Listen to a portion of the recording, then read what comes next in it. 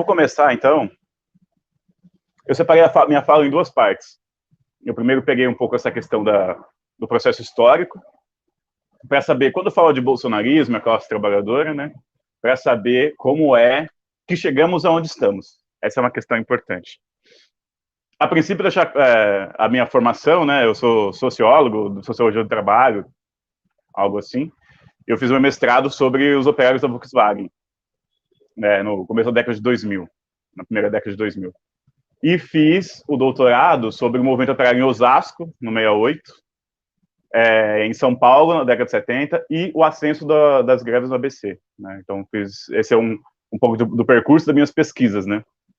E, atualmente, eu estou pesquisando o movimento operário na década de 80, nas suas respostas à crise econômica nos anos 80 no Brasil, e no nível mundial, de certa forma. Né? Então, isso só para dar uma ideia. Então, eu acho que a gente pode partir desde o movimento mais estrutural, né, para pensar a economia como uma grande moldura desse processo social que se desdobra na luta de classe. A gente passou, não vou entrar muito na questão da crise de 70, porque toda vez eu falo, gasto às vezes muita energia sobre isso, né, mas dois momentos principais, né, a gente sabe que na década de 70, a gente começou uma crise de 73, que se arrastou praticamente até o começo dos anos 2000. No começo dos anos 2000, a gente teve novamente um novo ciclo de crescimento, em que o mundo começou a crescer de forma distribuída. Todos os países cresceram de forma tendo grandes patamares de crescimento, em torno de 3%, 4% no cenário internacional. Isso é uma coisa importante, que marca uma certa empolgação também de diversos setores quanto à questão do crescimento econômico no começo da década de 2000. E o Brasil surfou nessa onda por conta da questão das commodities, né? Brasil, não só Brasil, Argentina, México, né? Também surfou nessa onda. Então, o que a gente vive hoje é, basicamente, um processo de estagnação econômica, do crescimento econômico que se vem desde aquele período do início da crise de 2008. A crise de 2008, a gente está sentindo os seus efeitos até agora, né? Tem vários autores discutindo isso de forma satisfatória, como o Michel Roberts e outras pessoas e tal, né? E o ápice dessa crise, iniciado em 2008, no Brasil ainda estava no governo Lula, né? E a crise demorou um pouco mais para chegar aqui, sobretudo porque a nossa economia estava atrelada à venda de commodities para a China. Então, até que começou a se desacelerar a China, só no momento em que começou a desacelerar a China, é que a gente começou a sentir os impactos mais profundos da crise. Então, isso por volta de 2013, 2014. Até então, a China, como estava consumindo muitos dos nossos commodities, amarrava um pouco o nosso crescimento a esse processo, né? O que acontece depois de 2008 é que a instalação mesmo da crise internacional, essa nova etapa da crise, eu digo nova etapa porque na crise de 70 você já começou a ter uma crise de acumulação significativa, né? Na verdade, começou na segunda metade da década de 60 e se aprofundou até chegar em grandes patamares no começo de 73. Esse processo está bem descrito lá no livro do Mandel, A Crise do Capital. E isso levou ao aprofundamento da luta de classes. Né? Na verdade, no período que você tem em 68, você começa a ter um processo amplo, mundial, de enfrentamento da luta de classes. Uma série de revoluções e processos pré-revolucionários foi eclodindo a partir do 68. Né? O 68, embora seja muito focado na questão da luta estudantil, o 68 francês envolveu 10 milhões de trabalhadores grevistas, né? E no Brasil, abriu-se um grande ciclo, então, que foi de 68 até o começo da década de 80. O Brasil participou desse processo com 2 ascensos, sendo o primeiro... Papai, eu não quero. Tá bom. Água. Fala oi, pessoal. Fala oi. Oi. É isso. Eu vi. Deixa eu vai trabalhar. Vi o negócio. Você viu?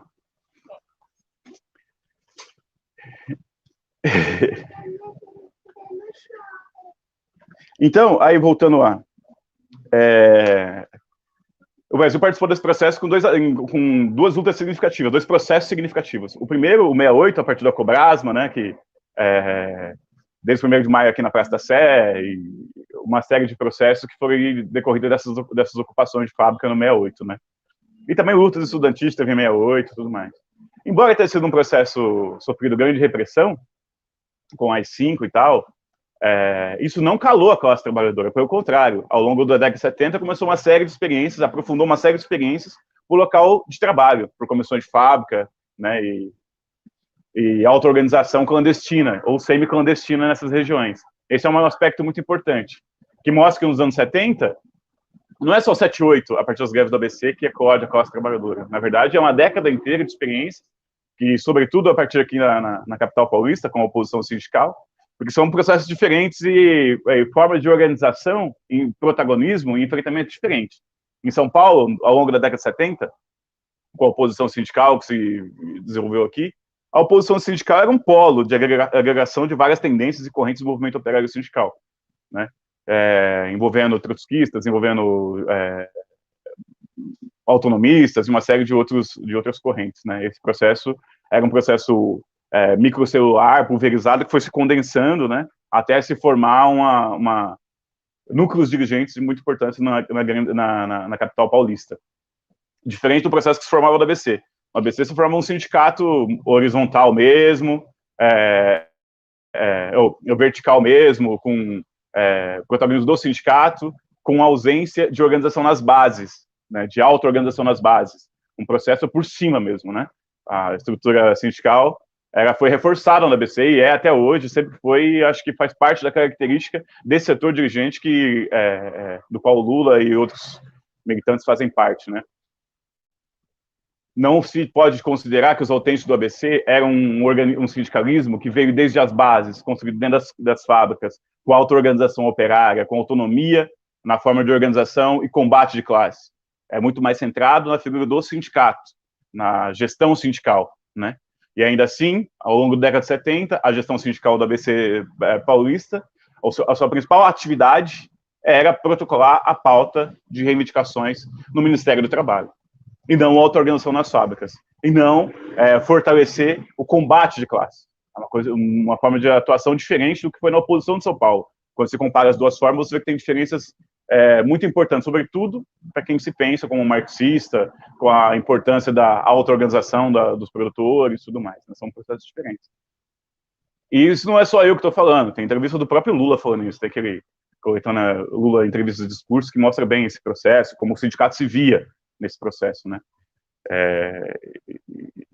Inclusive, a posição dos autênticos do ABC era acalmar os ânimos, né?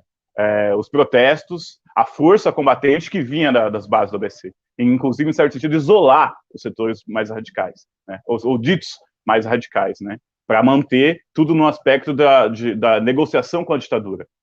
A oposição sindical se diferencia nesse aspecto em relação aos autênticos. Os autênticos foram a camada escolhida pela ditadura para empreender a autorreforma do regime. É preciso levar em conta essa dimensão e não considerar como os autênticos do ABC e depois os autênticos do PT, ou que se formou esse polo dentro do PT, para não considerar esse núcleo como o núcleo mais revolucionário, mais combativo que se tinha no movimento operário nos anos 70. Na verdade, esse já era desde o início um núcleo da concertação sindical, da concertação social, né? De uma transição por dentro do regime. O Lula tem um monte de entrevista dele na década de 70 elogiando os dirigentes da ditadura, né? Então isso tem que ficar claro. Primeiro, de onde vem, para não dizer, o Lula traiu, ou a articulação do C13 traiu, ou os autênticos do ABC traíram. Não, eles seguem mais ou menos o mesmo rumo desde sua origem. Naturalmente, conforme o movimento sindical foi se amainando, mais foi se fortalecendo essa estrutura do sindicalismo, né, com forte controle sobre as iniciativas da base, né? Esse é um aspecto importante para se fazer, para se levar em consideração. Então, em 2008, quando essa crise vem, esse é um outro aspecto também, desde a gestão, desde o início de 2002, né? O que o petismo fez no governo em relação à luta de classes? O debate que a gente tem hoje na esquerda, quem estuda a questão sindical, o movimento operário, é que o governo do PT acabou institucionalizando os movimentos sociais, institucionalizando a CUT, né? A CUT e outras centrais sindicais também, elas foram parte do governo, né? E esse é um aspecto importante, que é você institucionalizar todos os processos de luta. Ao invés de fazer movimento na rua, ganha-se centralidade, o que fazem os sindicatos e as centrais sindicais, né? Por exemplo, nesse aprofundamento da crise que a gente vive hoje, o que tem feito as centrais sindicais para alavancarem a luta de classe? O que tem feito os sindicatos no sentido de organizar a classe trabalhadora num sentido de protesto, né, de auto-organização, de ir para as ruas? O que tem feito as centrais sindicais? O que tem feito os sindicatos? Esse é um aspecto muito importante. Na minha visão, as centrais, os sindicatos hegemonizados pelo petismo, eles ficam guardando energias, se concentrando para atuar apenas no momento das eleições. As centrais sindicais e os sindicatos são utilizados como ferramentas eleitorais, né? E evita-se o desgaste dessas instituições e seus orçamentos e tudo mais, evita-se o desgaste no dia a dia da luta de classes, guardando para o momento eleitoral. Esse é um aspecto que marca muito essas duas décadas anteriores, essas 2 décadas que se passaram, né, de 2000, início de 2010 e até agora, né? E nesse processo, agora com o aprofundamento da crise de 2013, o que você tem? Um aspecto importante é a reprimarização da economia. Vários autores têm discutido isso, que foi um dos eixos centrais que deram sustentação à política econômica do petismo, né? Que era você fortalecer o agronegócio. O agronegócio foi muito fortalecido nesse processo. E, ao mesmo tempo, uma desindustrialização, porque a gente se focou nas commodities, né? E esse elemento de se focar nas commodities acabou estreitando a nossa capacidade de ampliar nosso setor industrial, né, e ampliar a nossa autonomia frente ao mercado internacional. E outros elementos, né, que também tendências que o petismo não desfez, né, ou não combateu. Por exemplo, a terceirização. A gente fala da terceirização, da pejotização, da uberização, todos os processos que vêm se desenvolvendo, mas esses processos não começaram agora. Esses processos são todas respostas do capital para buscar novas formas de valorização, novos patamares de lucro, e a própria organização petista, o próprio petismo, atuou nessa perspectiva também, fortalecendo essas vias de precarização do trabalho. Os governos petistas, também o do Temer, também o do Bolsonaro, foram governos que aprofundaram a precarização do trabalho, né? Não tem como a gente passar o pano, deixar fora dessa equação a atuação do petismo nesse processo. Se a gente faz isso, a gente não consegue entender o que está acontecendo agora. E dentro desse período da crise, o que se instalou depois de 2014, que vem se aprofundando, a pandemia aprofundou ainda mais esse processo, né? A gente teve ainda também, o bolsonarismo aprofundou muito isso, né? A questão da desonorização fiscal. Tentar fazer com que os empresários paguem menos, né? Facilitar os empréstimos do grande empresariado, né? Você viu quando a política do auxílio emergencial, né?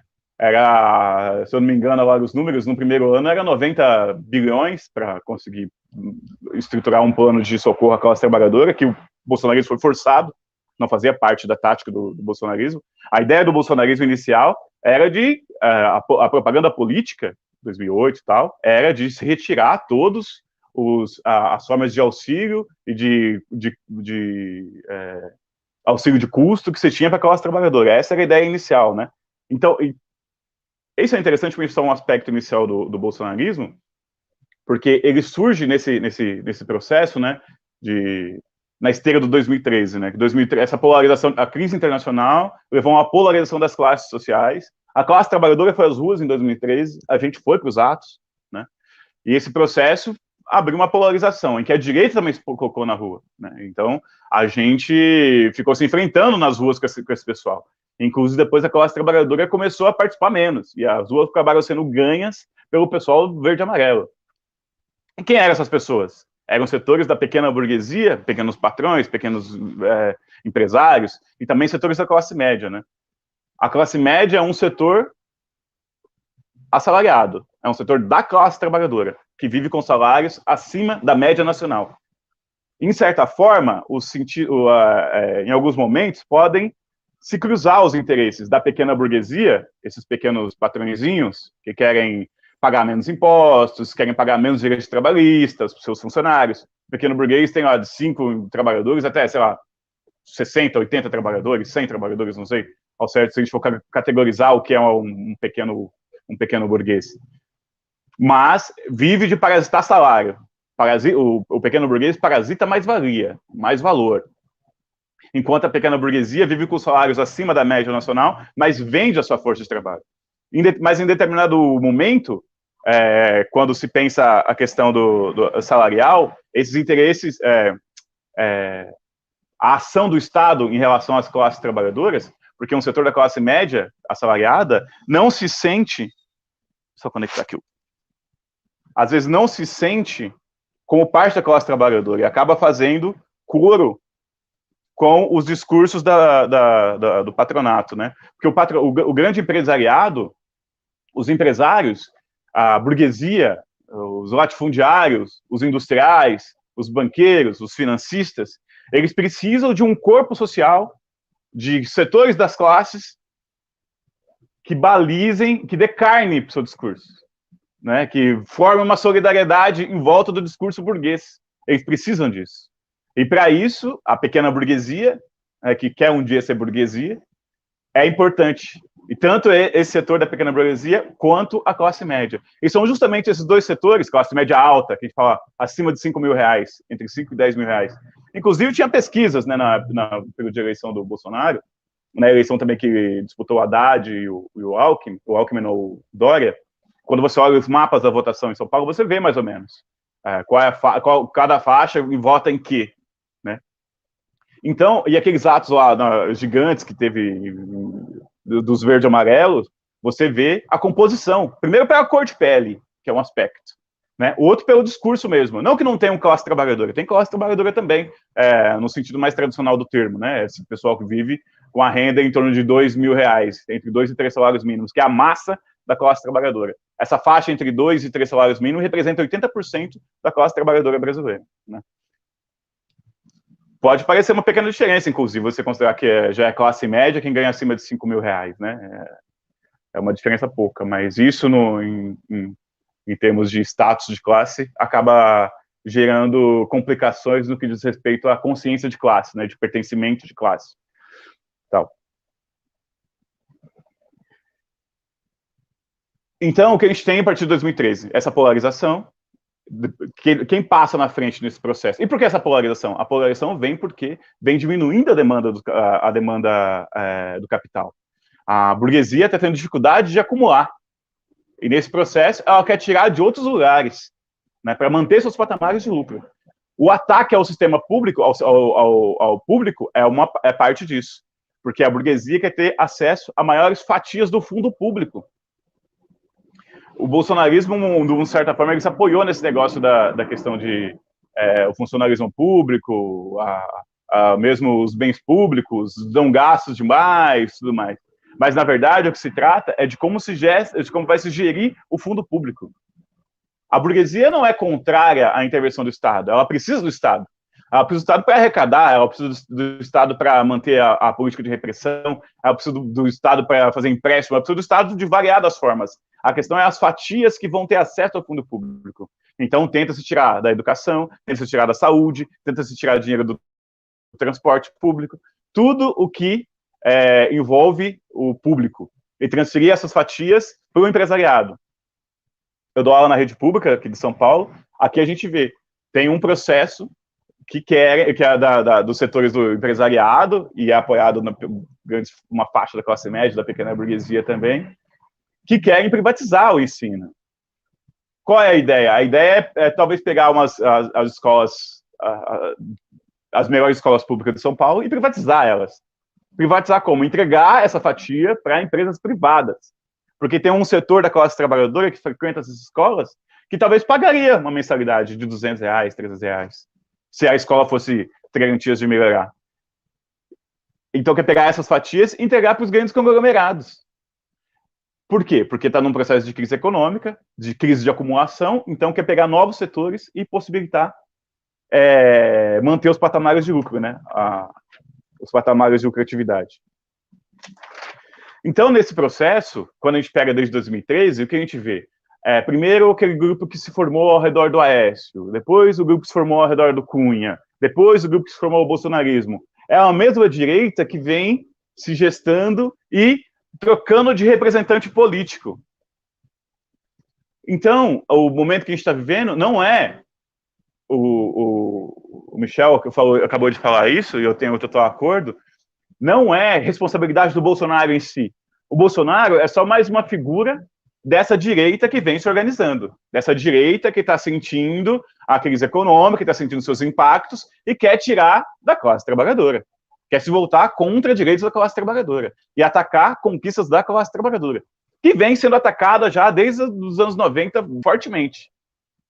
A gente tem esse grande fluxo da luta de classe nos anos 80, 70 e 80, né? Depois dos 90 tem essa queda, e a partir disso vai crescendo essa direita privatista, né? Que quer dar mais espaço para o empresariado explorar novas fatias do mercado, novos contingentes e novas fatias de lucro que estão aí disponíveis, né? E aí tudo entra nisso. Nesse sentido, embora acho que temos que considerar que nessa crise econômica aprofundada, que foi se aprofundando largamente desde 2013 para cá, um cenário de polarização de classes. E nesse cenário tem a direita, tem a esquerda e também tem a extrema-direita, que é uma fatia disso. Eu digo isso porque eu acho que, de certa forma, quando a gente fala que a gente está vivendo uma fase neofascista, ou fascista, propriamente dito, como dizem, eu acho que a gente mais confunde o processo do que clareia, né? Eu acho que os marxistas têm a obrigação de tentar clarear o processo. E clarear com base no quê? Não apenas em conceitos, os conceitos são importantes, é óbvio que são formas de apreensão científica da realidade, mas a partir do próprio movimento da luta de classes, do próprio movimento social. Por mais que o bolsonarismo tenha conseguido mais de 54% dos votos, não dá para dizer que toda essa parte que votou no Bolsonaro é bolsonarista. Não dá para dizer isso. Porque eu acho que tem um setor da classe trabalhadora que sofreu certa desilusão com o petismo. O 2013 foi isso. Amplos setores da classe trabalhadora brasileira, sobretudo da juventude, estavam desiludidos com o petismo. É uma desilusão com o petismo. O petismo prometeu uma coisa e não entregou. Ele prometeu educação de qualidade e não entregou. Ele prometeu melhorar salários, e salários até que teve uma certa recuperação salarial. Prometeu distribuir casas e não foi suficiente. Prometeu melhorar a educação e não foi suficiente. Prometeu melhorar a saúde e não foi suficiente. Por isso, um reformismo tímido, um reformismo precário, né, que se instalou ao longo do governo do petismo. E isso por conta da arrecadação, maior arrecadação, por conta do crescimento econômico mundial. Quando o crescimento econômico mundial recuou, todo o fundo público recuou, passou por diminuição, a burguesia ficou mais feroz na defesa desse fundo público para si, e levou a essa crise profunda que a gente está. E a classe trabalhadora dentro disso ficou perdida. E nesse processo surgiu uma direita, né? O bolsonarismo é só uma última figura para representar esse movimento social mais amplo. Essa é uma coisa importante, fica claro. E a burguesia, inclusive, vai trocar o Bolsonaro por outro assim que achar necessário, né?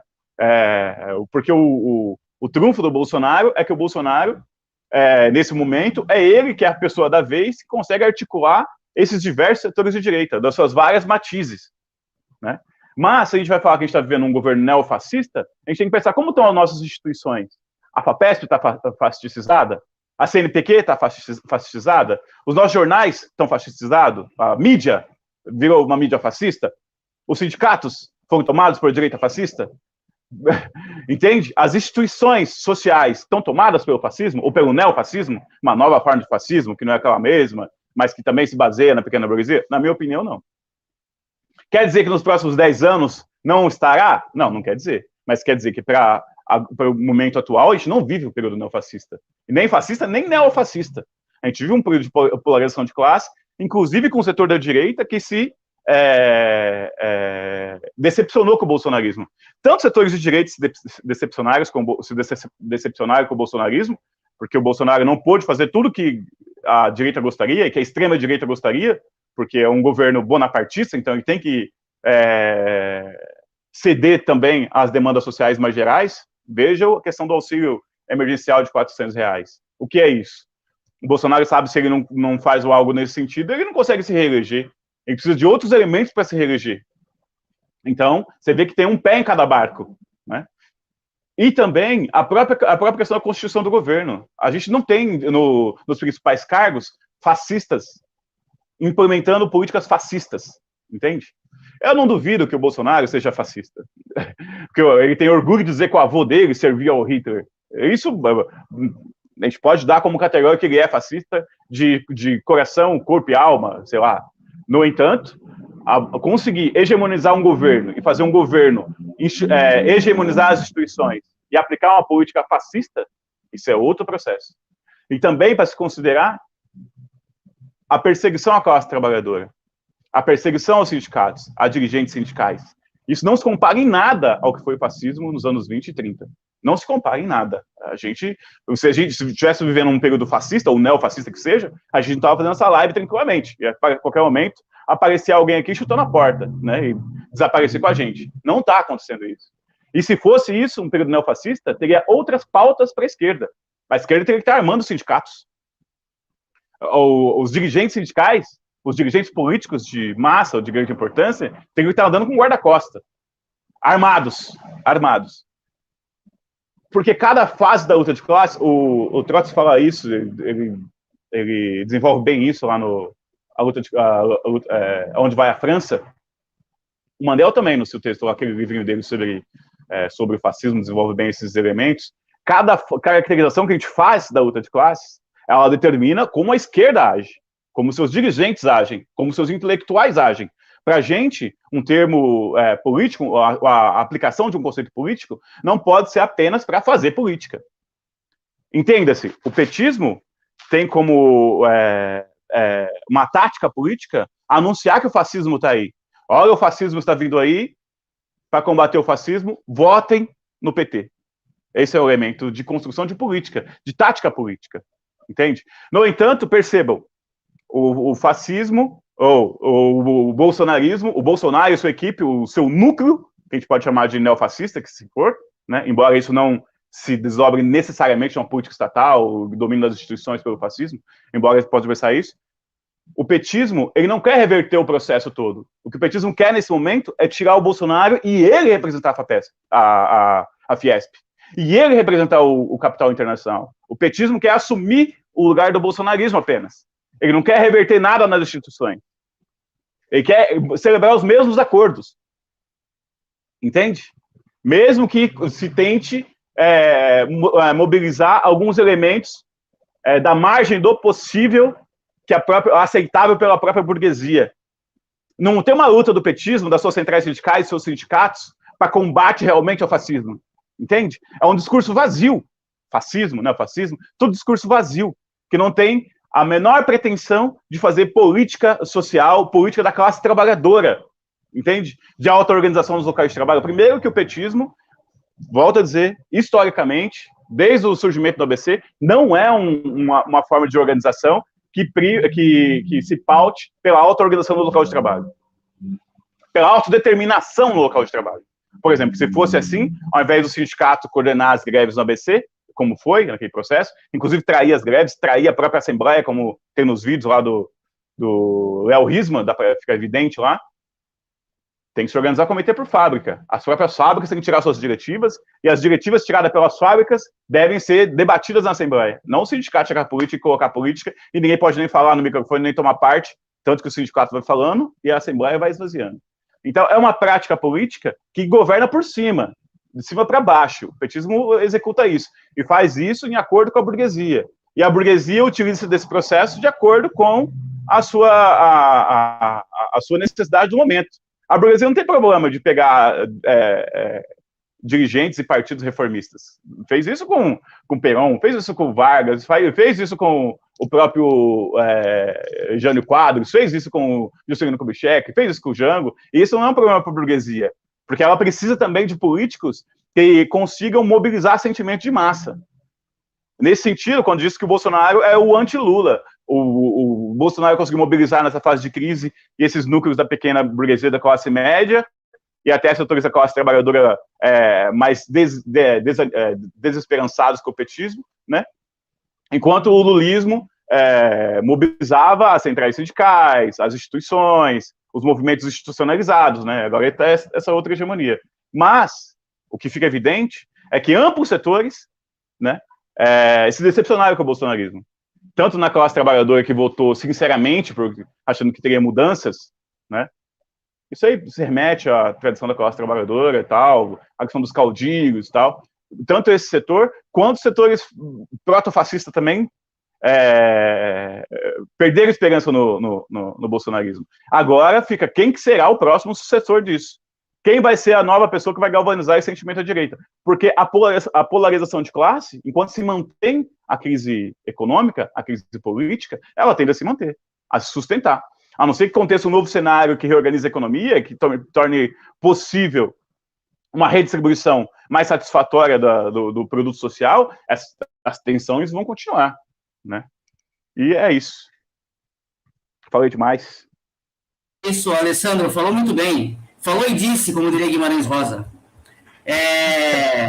Eu não sei agora se eu convoco o Paris e falo eu não sei se o Michel está por aí também. Se a gente lança as perguntas agora, Paris? Eu já me convoquei. Estou passando aqui para avisar que o Instituto Giordano Bruno tem um canal no YouTube, ele está transmitindo junto com a Pasquinagem, com a TV Comuna. Nós temos o nosso canal e temos vídeos e lives, o simpósio está lá. Tem um vídeo, inclusive, com o professor Alessandro, que ele discutiu no ano passado, comissões de fábrica, oposição operária em São Paulo, muito interessante. E eu vi que o Bruno cresceu, o moleque está grande, né? Peguei ele no colo, né? Tá bonitão o Bruno. Então, o Walter vai fazer as perguntas, né? Tem poucas perguntas, a gente tem um tempinho pequeno, né? Nós privilegiamos as exposições dos palestrantes, e aí, Walter, faça a pergunta para o Alessandro e para o Michel, que eu espero que deve estar aqui. Tá, joia. Então, assim, é uma pergunta, assim, talvez, não sei se vai ser delongada, mas, assim, toda simplificação, quando a gente trata de um conceito, todo tema, toda simplificação pode causar uma tragédia. E eu acredito que a tragédia Bolsonaro, ela veio da simplificação desde os movimentos de 2013, que a gente tentou entender o que estava acontecendo. Eu me arrisco a dizer que o Bolsonaro não é o epicentro desse problema. O Bolsonaro, ele é representação. O bolsonarismo estava adormecido, né? Se nós podemos dar um nome de neoliberalismo, aquilo que é o bolsonarismo hoje, ele estava adormecido. E reacendeu com essa figura, né? O Bolsonaro foi uma tragédia, que eu marquei aqui, né? Foi uma tragédia, foi um empreendimento fracassado da imprensa brasileira, né? Era para ser um outro indivíduo, outra figura ali. Então, ele vem como um empreendimento fracassado. Só que ele representa, nesse bojo todo, isso é uma colocação que eu faço, ele representa esse bojo todo, né, o sentimento de uma classe que é a classe dominante brasileira, né? Não era para ser ele, podia ser uma outra pessoa, mas esse espírito que está circunscrito no bolsonarismo, ele só estava adormecido e reacendeu com ele, né? Então, eu vejo que nós simplificamos isso, ele pode ser uma tragédia. E a pergunta que eu tento, que acho que o Michel já colocou no começo, a pergunta que eu falo, é importante que nós possamos derrotar o Bolsonaro, mas o Bolsonaro pode ser derrotado no ano que vem. Mas eu acredito que o bolsonarismo é um empreendimento de longo prazo para a esquerda brasileira, né? É um empreendimento de longo prazo, né? Nós estamos vendo os desmontes aí dos nossos direitos. E então eu coloco essa pergunta, né? Se nesse momento seria a hora da esquerda tentar, como o Michel colocou, se aliar, eu acho que a primeira etapa do nosso processo agora é se derrotar o Bolsonaro para depois adentrar a luta contra o bolsonarismo, que vai ser mais dura, né? Porque ela não é simples. Enfim, eu fiz essa colocação, não sei se ainda como pergunta, mas eu posso colocar que o bolsonarismo o Bolsonaro é um empreendimento fracassado da imprensa e das classes dominantes brasileiras?